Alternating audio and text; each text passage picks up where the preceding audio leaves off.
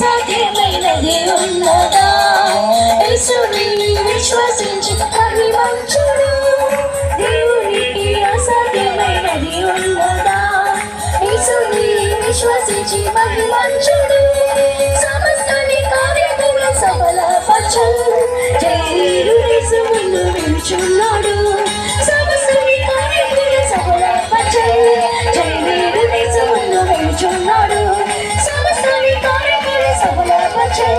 జయవీరు యేసు ముందు నిలుచున్నాడు.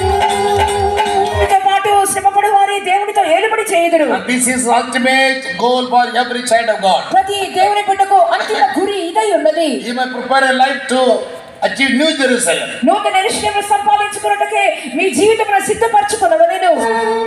To execute God's kingdom judgment, march on to glory.